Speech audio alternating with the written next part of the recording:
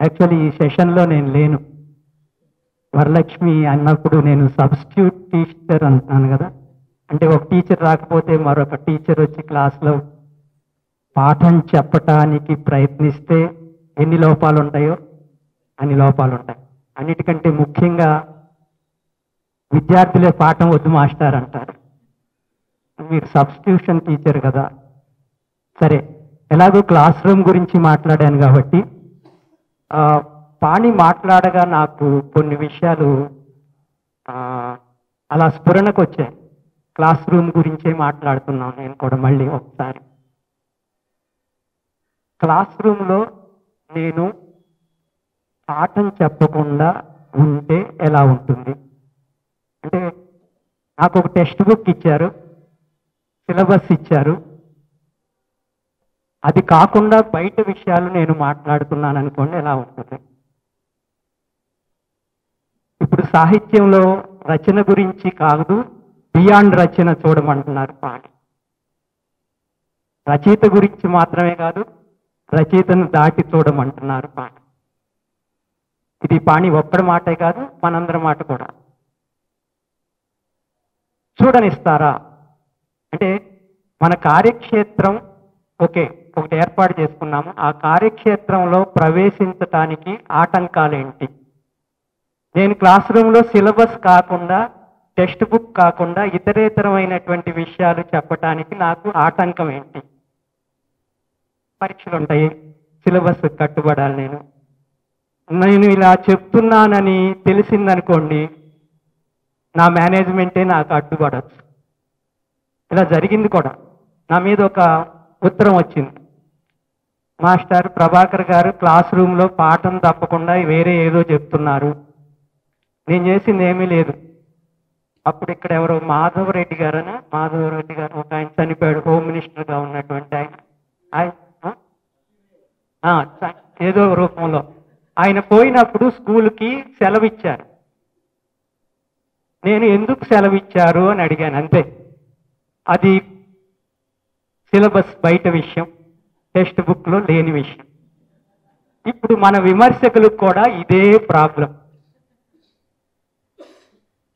అంటే నేను ఏం చెప్పాలి, దీన్ని నిర్దేశించే వాళ్ళు కొంతమంది ఉంటారు. నా మేనేజ్మెంట్ కావచ్చు, చివరికి మేనేజ్మెంట్ దగ్గరికి వెళ్ళింది కదా నా మీద ఒక ఉత్తరం, ఆకాశరామన్ ఉత్తరం.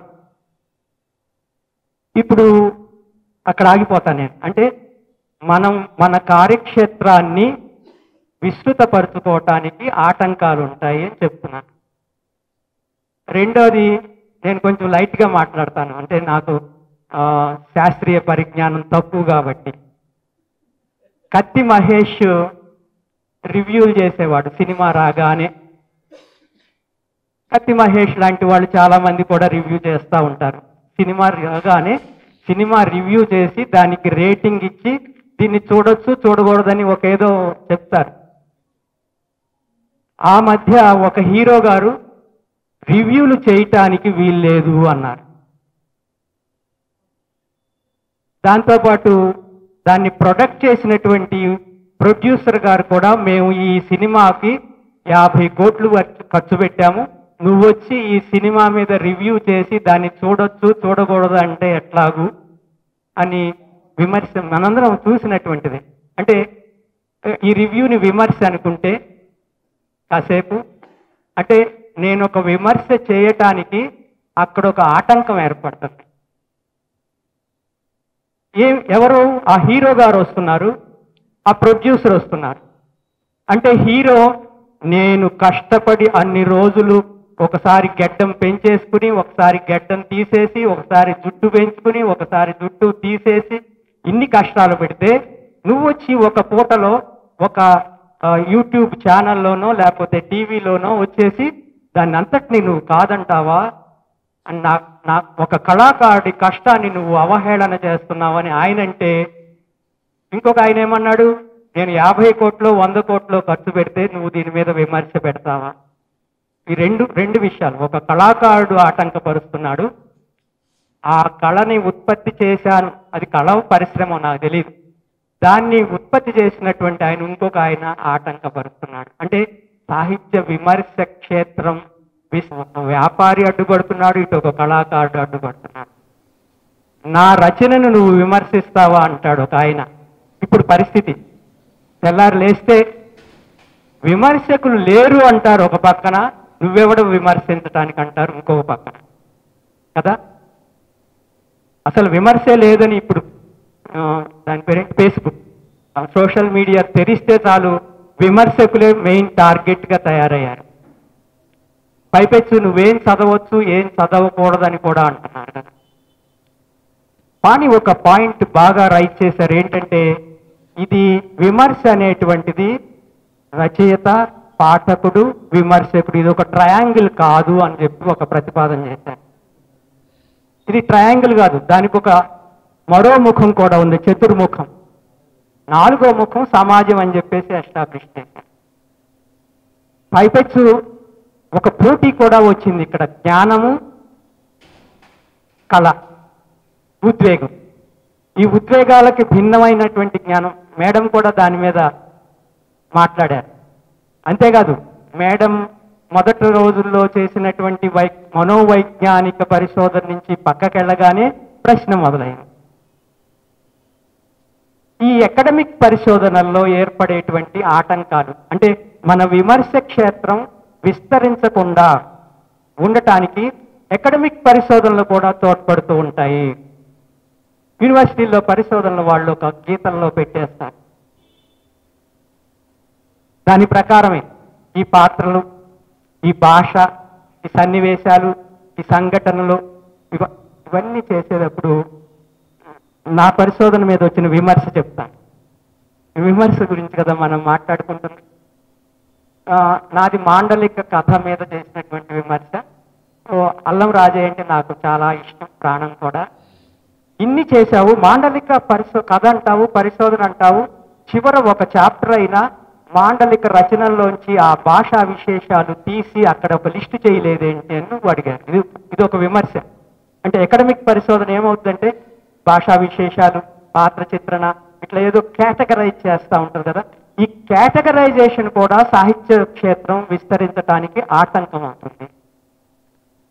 ఉదాహరణకి ఓకే, రఘురామరాజు అంటారనుకుంటా, ఆ రచనను నేను ఒక టేబుల్ మీద పెడతాను, టేబుల్ మీద పెట్టి దాన్ని డిసెక్ట్ చేయటానికి అన్ని వైపుల నుంచి చూస్తాను, లేకుంటే ఒక గోడ మీద పెడతాను, గోడ మీద ఆ చిత్రాన్ని పెట్టి అన్ని వైపుల నుంచి చూసినట్లు నేను రచన చూస్తానంట.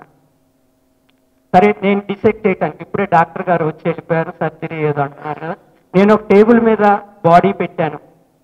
నేను చదువుకునే రోజుల్లో అనాటమీని అధ్యయనం చేశాను, ఏ పార్ట్ ఎక్కడుందో తెలుసు, అన్ని అధ్యయనం చేశాను.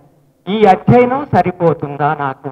అంటే ఒక మనిషిని ఆరోగ్యగ్రస్తుడు చేయాలన్నా లేకపోతే రోగ నిర్ధారణ చేయాలన్నా అనాటమీ సరిపోతుందా? చాలదు కదా. ఇప్పుడు చాలదు.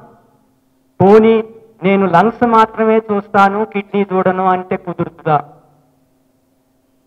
అంటే ఈ శకలీకరణ అనేటువంటిది, అంటే జ్ఞానానికి సంబంధించినటువంటి శకలీకరణ కూడా ఒక్కొక్కసారి సాహిత్య విమర్శ క్షేత్రం విస్తరించడానికి ఆటంకం అవుతుందేమో అని చెప్పేసి అనుకుంటున్నాను. రాజన్న మాండలికంలో రాజన్న తదితరులు, ఇది న్యాయ పరిభాష, రాజన్న అండ్ అదర్స్ ప్రాసిక్యూట్ చేసేటప్పుడు ఈ అదర్స్ మాండలికంలో రచనలు చేస్తూ ఉన్నప్పుడు తెలుసో తెలియకో భాష చర్చ అంతా, ఆ రోజుల్లో మాండలిక రచనల మీద పెద్ద చర్చ జరిగింది, అది భాష మీదకి వెళ్ళిపోతుంది. నాకు ఆ రాజన్న ఆ రోజుల్లో ఉత్తరాలు రాసేవారు, ఇట్లా ఫోనులు లేవు కదా. ఆ ఉత్తరంలో ఒక మాట అన్నాడు, నేను అక్కడ చెప్పినటువంటి విషయం మీద కాకుండా నా భాష మీదకి మీరందరూ దృష్టి సారిస్తున్నారు. కంటెంట్ అంటే ఇప్పుడే ఒక మాట, కంటెంట్ మీదకి పోకుండా అడ్డుపడేటువంటి విషయాలు ఇవన్నీ. అంటే నేను భాష గురించి, శిల్పం గురించి, శైలి గురించి, ఇతరేతరమైనటువంటి రచనకు చుట్టూ రచన లోపల ఉన్నటువంటి అంశాల గురించి, దాని రూపం గురించి, భావ సౌందర్యాల గురించి, ప్రాచీన సాహిత్య అలంకారాలు, రసాలు, ఇవేవో ఉన్నాయి కదా, వాటి గురించి మాట్లాడుతున్నప్పుడు కంటెంట్ మీద దృష్టి పడకుండా పోయే ప్రమాదం ఉంది. ఈ కంటెంట్ మీదకి దృష్టి పోనివ్వకుండా చెయ్యటానికి ఇంకొక వ్యవస్థ సిద్ధంగా ఉంది అక్కడ. వాళ్ళనే మనం రూపవాదులు అనొచ్చు, శుద్ధ కళావాదులు అనొచ్చు. అక్కడ నాకు ఒక చిన్న డౌట్ కొట్టింది. అది ఆ పాయింట్ పాణి కూడా లేవనెత్తారు. మార్క్సిస్టులు కంటెంట్ మీదే దృష్టి పెడతారు, రూపం మీద దృష్టి పెట్టరు అని ఒక పెద్ద అతిపెద్ద ముద్ర ఉంది. ముద్ర మాట కూడా పాణిదే, ఎప్పుడో మాట్లాడితే తెచ్చుకున్నాను. ఇంప్రెషన్ అన్నాడు ఆయన, దాని ముద్ర అంటున్నా. ఈ ఇంప్రెషన్స్ ఏం చేస్తున్నాయి? ఆయన జయమోహన్ నిన్న మొన్న ఇప్పుడు తెలుగు సాహిత్యంలో ఎవరు కవులు లేరు, రచయితలు లేరు, కళాకారులు లేరు, ఒక జయమోహనే ఉన్నాడు. ఆయన నిండిపోయాడు ఫేస్బుక్ నిన్న. ఆయన ఒక మాట అన్నాడు, వచ్చేటప్పుడు నేను వేణుతో కూడా మాట్లాడాను ఈ విషయం. ఆయన కంటెంట్ మీద దృష్టి పెట్టడం వల్ల తెలుగు సాహిత్య విమర్శకు పరిమితులు ఏర్పడ్డాయి అన్నాడు. మీరు భావ సౌందర్యం వైపు దృష్టి సారించటం లేదు, అది మీ సాహిత్య విమర్శ కుదించుకుపోవటానికి కారణమైంది అన్నాడు. మన సాహిత్య విమర్శ కుదించుకుపోయిందంట. మరి ఆయన ఎంత తెలుగు సాహిత్యాన్ని ఎంత చదివాడో, తెలుగు సాహిత్య విమర్శను ఎంత చూశారో తెలియదు, కానీ భావ సౌందర్యం వైపు దృష్టి సారించకపోవటం మూలాన తెలుగు సాహిత్య విమర్శ కుదించుకుపోయింది. ఈ కళావాదం కూడా, శుద్ధ కళావాదం కూడా సాహిత్య క్షేత్రం విస్తరించకపోవటానికి కారణమవుతుంది. ఇప్పుడు నేను మళ్ళీ ఒక కట్టు కథ, పిట్ట కథ చెప్తాను. పతంజలి పిలక తిరుగుడు పువ్వు ఉంది. అందులో జడ్జి గారు జడ్జిమెంట్ చెప్పారు, భూమి గుండ్రంగా ఉందా లేకపోతే బల్లపరుపుగా ఉందా అని చెప్పి. ఆయన భూమి బల్లపరుపుగా ఉంది అంటే, ఒక ఊర్లో 2 గ్రూపులు కొట్టుకుంటాయి. ఒకళ్ళు భూమి గుండ్రంగా ఉందంటారు, ఒకళ్ళు బల్లపరుపుగా ఉందంటారు. కోర్టుకు వస్తుంది, అది పెద్ద కేసు అవుతుంది. జడ్జి గారు ఏమన్నారంటే భూమి బల్లపరుపుగా ఉందని తీర్మానం చేశారు. తీర్మానం చేసి ఊరుకోకుండా ఏమన్నారంటే,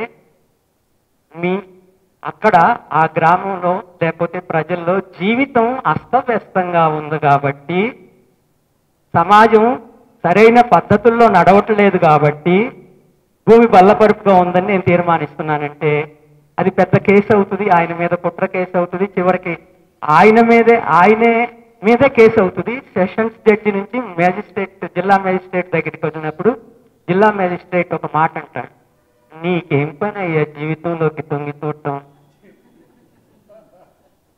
పాణి అంతా చెప్పాక జీవితంలోకి తొంగి చూడాల్సినటువంటి అవసరాన్ని ఆయన లేవనెత్తాడు. సమాజంలోకి తొంగి చూడమంటున్నాడు, రాజకీయాల గురించి మాట్లాడుతున్నాడు, ఇదొక శాస్త్రం అంటున్నాడు సాహిత్య విమర్శ. మరి ఆ పిలక తిరుగుడు పువ్వు జడ్జి గారికి గుర్తొచ్చింది. అప్పుడు పోలీస్ ఆయన, భూమి బల్లపరుపుగాను లేదు, గుండ్రంగాను లేదు, నా లాఠీలా ఉందంటాను, మీరేం చేస్తారా? ఈ లాఠీలా ఉంది అనేటువంటి పోలీస్ ఆయన లాంటి వ్యక్తులు కూడా సాహిత్య విమర్శ క్షేత్రం విస్తరించడానికి ఆటంకం అవుతారు. అంటే నేను ఇదంతా ముందు ఆలోచించుకుంటాను. పాణి చెప్తూ ఉంటే ఇలా ఆలోచించకుండా చేయటానికి ఎవరు అడ్డు వస్తున్నారు అని చెప్పేసి ఆలోచించడం మొదలెట్టాను. ఇక ఇక్కడ ఇంకొకళ్ళు ఉన్నారు, రచయిత పట్ల ఆరాధన కూడా సాహిత్య విమర్శ క్షేత్రం విస్తరించడానికి ఆటంకం అవుతుంది. మేడం ప్రస్తావన కూడా వచ్చింది, రామాయణం గురించి మాట్లాడకూడదు, నీకెందుకమ్మా అట్లా మనోవైజ్ఞానికం చేసుకోకుండా రామకోటి శాస్త్రి గారి బిడ్డవై ఉండి ఇందులోకి ఎందుకు వచ్చావు? ఈ భక్తులు ఉంటారు, ఆరాధకులు ఉంటారు. ఈ భక్తి కూడా నాకెందుకు తట్టిందంటే, ఇది జ్ఞానం గురించి మాట్లాడారు కదా, జ్ఞానము భక్తి పరస్పరం విరుద్ధమైనటువంటి అంశాలని ఆతాత్వికులు కూడా చెప్తారు, మత తాత్వికులు కూడా చెప్తారు. జ్ఞాన మార్గంలో వెళ్తావా, భక్తి మార్గంలో వెళ్తావా? దానికి తోడు ఇప్పుడు బాణైతే మళ్ళీ ఆచరణ మార్గంలోకి వెళ్తావు అని అడుగుతాడు. ఈ కర్మ మార్గము, కర్మయోగం అందామా కాసేపు, ఆ మాటలు కూడా మాట్లాడుకుందాం. ఈ కర్మయోగము, జ్ఞానయోగము, భక్తి యోగము, వీటి మధ్య ఉండేటువంటి సంబంధం కానివ్వండి, లేకపోతే ఏదో ఇది ఉంది కదా ఘర్షణ కానివ్వండి, ఇది కూడా సాహిత్య విమర్శ క్షేత్రం విస్తరించడానికి ఆటంకమవుతుంది. మేడము లగించుకొని బయటపడ్డారు కాబట్టి ఇక్కడ కూర్చున్నారు. ఆమెకి ఎన్ని ఆటంకాలు, ఎకడమిక్ రంగం ఒక ఆటంకం, ఇప్పుడు చెప్పుకున్నటువంటి ఎకడమిక్ పరిశోధన చట్టం నుంచి బయటికి రావటం అనే దాన్ని, ఆ చట్టాన్ని భేదించారు. ఈ భక్తివాదులు ఉంటారు కదా, భక్తి యోగవాదులు, వీళ్ళు మా రచనని నువ్వెవడు విమర్శించటానికి అంటారు. ఆ రామాయణం గురించి రవీందర్ ఇక్కడ ఉన్నారు, నువ్వెవరివి మాట్లాడటానికి? నువ్వు మాట్లాడితే రాముడి గుణకీర్తన చేసుకో, లేకపోతే ఎవరి గురించి మాట్లాడకూడదు, ద్రౌపది గురించి కూడా మాట్లాడకూడదు. ద్రౌపది ఒక వీర వనిత, తానోడి నన్నోడినా, నన్నోడి తానోడినా ఇట్లా మాట్లాడింది, ఆమె ఒక రివల్యూషనరీ, నీకెందుకమ్మా ఆమె గురించి? భారతంలో ద్రౌపది సౌశీల్యం గురించి మాట్లాడు నువ్వు, ఆమె తిరుగుబాటు గురించి ఎందుకు మాట్లాడతావు? అసలు హూ ఆర్ యు అనేటువంటి క్వశ్చన్ వస్తుంది. రామాయణం గురించి మాట్లాడటానికి మీరెవరు? భగవద్గీత గురించి మాట్లాడటానికి మీరెవరు? పోనీ రామాయణాన్ని తిరగరాయటానికి మీరెవరు? తిరగరాయటం అనేటువంటి ఒక ప్రక్రియ ఉంది కదా, పునఃకథనాలు ఉన్నాయి సాహిత్యంలో. ఆ సాహిత్యంలో పునఃకథనం యాక్చువల్గా ఒక విమర్శ. ఆ విమర్శ రోల్ని కూడా మనని కుదించేటువంటి భక్త సమూహం ఒకటి మన చుట్టూత నిరంతరం నిఘా పెడుతూ ఉంది. నిఘా కూడా మనకి సాహిత్య క్షేత్రం విస్తరించకుండా ఉండటానికి ఆటంకం అవుతుంది. దాని పేరు మనోభావాలు. అంటే ఓకే, నేను ఎక్కువ మాట్లాడుతున్నానో తక్కువ మాట్లాడుతున్నానో తెలియదు, కానీ నాకు ఇవన్నీ కాళ్ళకి అడ్డుపడుతూ ఉన్నాయి. ఇప్పుడు నా పర్సనల్ ఒక దాని దగ్గరికి వస్తాను. బహుళ అనేటువంటి ఒక సాహిత్య విమర్శ పుస్తకం ఒక 25 మంది విమర్శకులతోటి బయటికి తీసుకొస్తే ఒక మేడం, ఆ మేడం పట్ల నాకు గౌరవం కూడా, ఉన్నత స్థానంలో ఎక్కడో ఉన్నారు, దాని గురించి మాట్లాడమంటే అది సాహిత్య విమర్శ ఎందుకు అయింది, సామాజిక విమర్శ కానీ అన్నారు. అప్పుడు నేను చాలా సంతోషించాను. అంటే ఆ పుస్తకం సాహిత్యాన్ని రచయితకి, రచనలకి అతీతంగా సమాజం గురించో రాజకీయాల గురించో మాట్లాడింది అన్నమాట. అది స్త్రీవాద రాజకీయం కావచ్చు, లేకపోతే విస్థాపన రాజకీయాల గురించి కూడా అందులో ఉంది ఒక వ్యాసం. అంటే ఏం చేశాము, సమాజం వైపు ఆ పిలక తిరుగుడు జడ్జి గారు సమాజం వైపు చూడకూడదని జీవితంలో నిర్ధారించుకున్నారో లేదు, కానీ ఆ మ్యాజిస్ట్రేట్ జడ్జిమెంట్ మాత్రం నాకు ఒక లెసన్ చెప్పింది. I must contempt this judge అని చెప్పి ఆ జడ్జిమెంట్ నేను తిరస్కరించాలనేటువంటి ఆలోచన పిలక తిరుగుడు పువ్వు ద్వారా నాకు కలిగింది. ఇలా చెప్పుకుంటే మన చుట్టూ ఉన్నటువంటి మన కాళ్ళకి ఇంకొక ఆయన, నువ్వు ఆ టెక్స్ట్కి పరిమితం కాకుండా బయట విషయాలు ఎందుకు మాట్లాడతావు నీ విమర్శలు? నేను పెద్ద విమర్శకుని కాదు, ఒక పాఠకుడినే. ఒక పాఠకుడుగా ఒక టెక్స్ట్ నాకు చదువుతున్నప్పుడు నా జీవిత అనుభవాలు, పాఠకుడికి కూడా ఒక జీవితానుభవం ఉంటుంది కదా, ఆ జీవితానుభవం గీటురాయి మీద నేను పరీక్షించుకుని నా రోల్ ఏంటి, నేనేం చేయాలి సమాజంలో, ఒక ఆలోచన అయితే డెవలప్ చేస్తుంది కదా రచన. డెవలప్ చేసినప్పుడు దాని గురించి మాట్లాడుతుంటే నీకేం పని, మిగతా విషయాలు ఎందుకు మాట్లాడతావు? టెక్స్ట్ గురించి మాట్లాడు, టెక్స్ట్లో ఉన్నటువంటి అందాల గురించి మాట్లాడు, అది చెప్పినటువంటి పద్ధతి గురించి మాట్లాడు. కాదు, రచయితకు ఒక దృక్పథం ఉంటుంది కదా, ఆ దృక్పథం దగ్గరికి వెళ్ళొద్దా? వెళ్ళు, రచయిత చెప్పిన దృక్పథం గురించే మాట్లాడు, దానికి భిన్నమైన దృక్పథం గురించి ఎందుకు మాట్లాడతావు?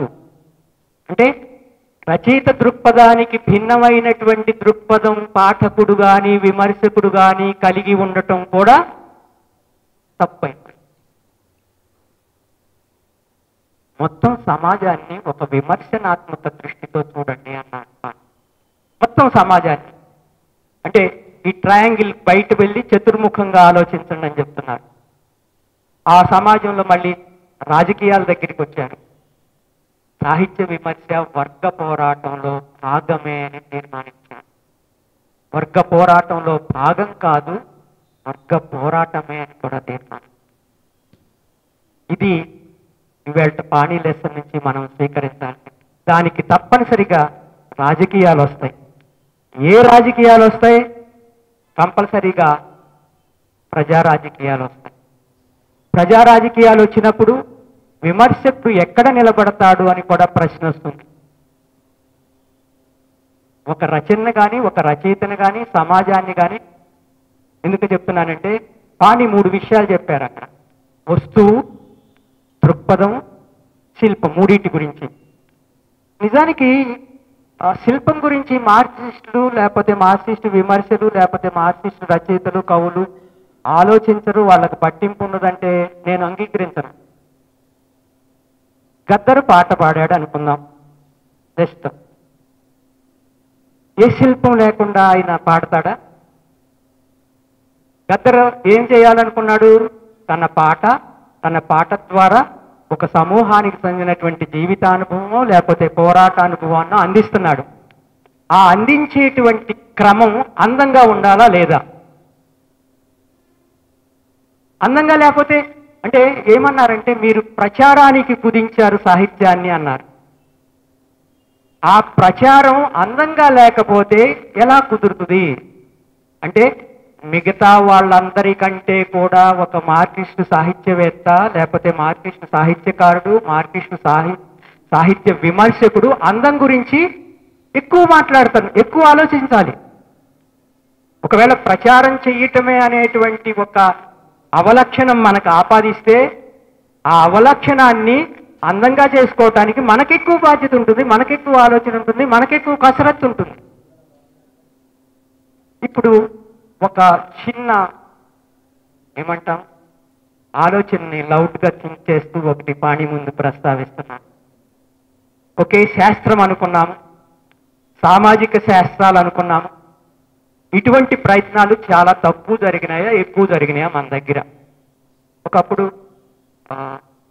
విభాత సంధ్యలు కదా, విభాత సంధ్యలు అనేటువంటి ఒక పుస్తకం సామాజిక శాస్త్రాల వెలుగులో అంటే రాజకీయాలు, చరిత్ర, సామాజిక శాస్త్రాలు, ఇతరేతర సామాజిక శాస్త్రాల వెలుగులో సాహిత్యాన్ని అధ్యయనం చేయటం, ఇట్లాంటి ఆలోచనలు అప్పుడు పురుడు పోసుకున్నాయి. అంతకుముందు లేవని కాదు, ఒక కన్స్ట్రక్టివ్గా ముందుకు వచ్చింది.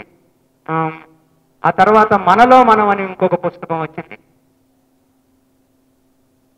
ఇప్పుడు ఆ రచనల్లో ఆ 2 పుస్తకాల్లో ఆ వ్యాసకర్తలు ఎవరని నేను చూశాను. చూస్తే అందులో అందరూ అగ్రకులాలకు చెందిన వాళ్ళే ఉన్నారు. నేను మొత్తం స్టడీ చేస్తే ఇప్పుడు పాణి ఒక మాట అన్నారు, సాహిత్యం మారింది, కొత్తగా రచయితలు వస్తున్నారు, అద్భుతమైనటువంటి సాహిత్యాన్ని సృష్టిస్తున్నారు.